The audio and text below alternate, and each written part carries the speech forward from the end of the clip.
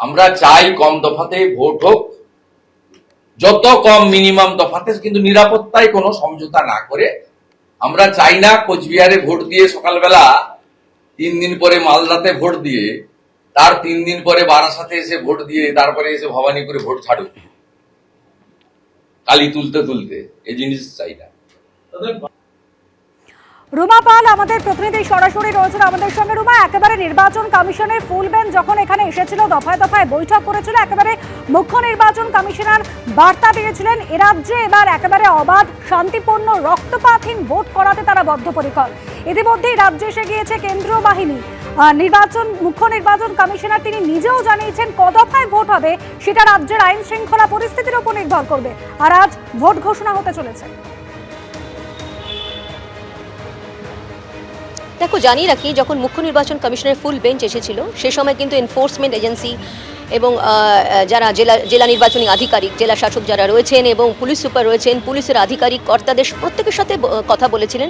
এবং কমিশন সূত্রে খবর, তিনি কিন্তু জানতে চেয়েছিলেন ছাপ্পা ভোট কী এবং কোথায় ছাপ্পা ভোট হয় এবং সেক্ষেত্রে বুথ জ্যামিং কী। অর্থাৎ তার কাছে কিন্তু পুরো হোমওয়ার্কই রয়েছে যে এই রাজ্যের যে ছবিটা, অর্থাৎ যখন নির্বাচন হয় সেই নির্বাচনের সময় যে বিরোধীদের যে অভিযোগ থাকে এবং একাধিক যে অভিযোগ সামনে আসে, সেই অভিযোগগুলো কিন্তু তিনি একদম ধরে ধরে প্রত্যেক বলা যেতে পারে যে জিজ্ঞেস করেছিলেন যে ছাপ্পা ভোট কি বা বুথ জ্যামিং কি।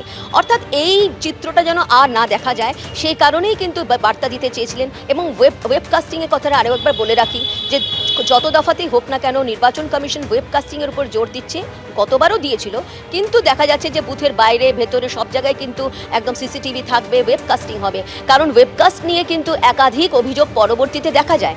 যদিও ওয়েবকাস্ট নিয়ে কমিশন বারবারই বলেছিল যে ওয়েবকাস্ট হচ্ছে সমস্ত বুথেই সব ঠিক আছে, কিন্তু দেখা যায় পরবর্তীতে কিন্তু ওয়েবকাস্ট নিয়ে একাধিক অভিযোগ। কি সেই অভিযোগ ছিল?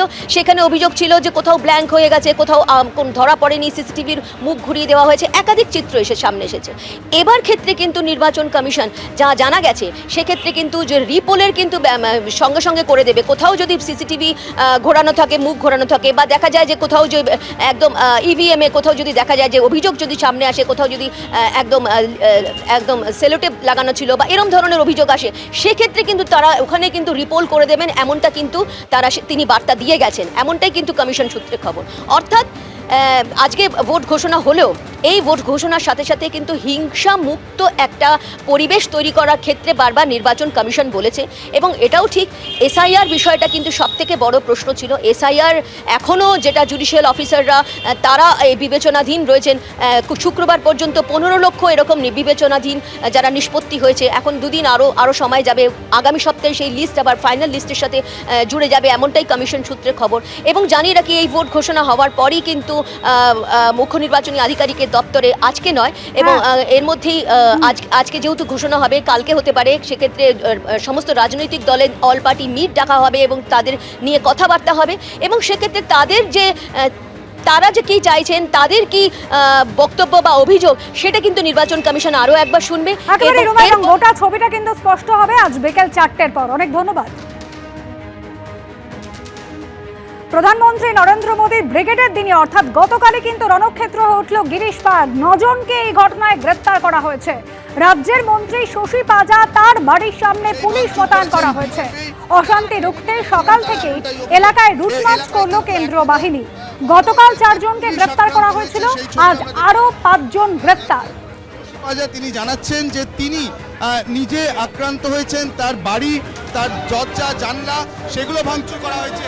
এখানে আমরা দেখছি পরিস্থিতি, এই শশীবাজার বাড়ির মধ্যেই রীতিমতো মারামারি হচ্ছে, ইট ছোড়াছুড়ি হচ্ছে বাড়ির থেকে, কোনো রকমের দরজা বন্ধ করে এই জায়গা থেকে। আজ রাজ্যে ভোট ঘোষণা হতে চলেছে, তার আগে গতকালই নরেন্দ্র মোদী ব্রিগেডের দিনই রণক্ষেত্রের চেহারা নিল গিরিশ পার্ক। আর হুঙ্কার বিজেপি নেতা দিলীপ ঘোষের, পাল্টা আবার জবাব দিয়েছেন ফিরহাদ হাকিম।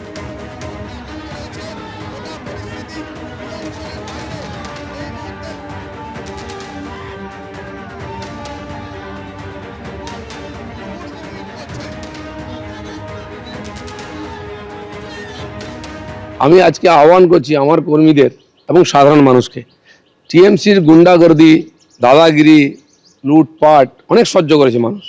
আমরা সামনে আছি, আমরা শুরু করেছি, আপনারা হাত লাগান। এরপরে টিএমসির নেতার গুন্ডাদের গণপিটুনি হবে সব জায়গায়, আমি বলে দিচ্ছি। কারণ কলকাতার বুকে যদি আমরা ঠুকতে পারি, সারা পশ্চিমবঙ্গে ঠুকতে পারি, ঠুকবো। আর যে শশী পাঁজাকাল খুব ড্রামা করছিলেন, তার গুরু যেমন চেলাও তো ড্রামা কুইন হবে, উনি হয়তো ভুলে গেছেন যখন সুদীপ ব্যানার্জিকে অ্যারেস্ট করেছিল সিবিআই, উনি মবকে নিয়ে গিয়ে এরকম আমাদের পার্টি অফিসে অ্যাটাক করেছিলেন, ইট পাটকেল মারিয়েছিলেন। কালকেও তিনি মবকে নিয়ে এসছিলেন, দিয়ে আর বাস আটকে কাঁচ ভাঙছিলেন, সব ভিডিও দেখুন। ব্যাপারটা উল্টো হয়ে গেছে, উনি বুঝতে পারেননি। আর সব জায়গায় তো সমান হবে না, আমাদের কর্মীরা তৈরি হয়ে আসে এবং তৈরি আছে দ্বিতীয়বার যেন কোথাও ভুল না করেন। কিন্তু তার ফলে খালি ব্যান্ডেজ মাথায় বাঁধা হবে না, অনেক জায়গায় ব্যান্ডেজ পড়বে। মারবে, ববি হাকিম আক্রান্ত হবে, ববি হাকিমকে মৃত্যু মেরে ফেলে দিতে পারে, কিন্তু তৃণমূল মানুষের পাশে ছিল, আছে, থাকবে নিশ্চিতভাবে। তারা তো গুন্ডার দল, তারা গুন্ডার দল, তারা সব সশস্ত্র বাহিনী আছে, তাদের কাছে সব আছে। আমরা আক্রান্ত হব, সিপিএমও তো আমাদের কতবার করে মেরেছে, আক্রান্ত হব, কিন্তু মানুষের পাশে থাকবো। এবিপি আনন্দ, এগিয়ে থাকে, এগিয়ে রাখে।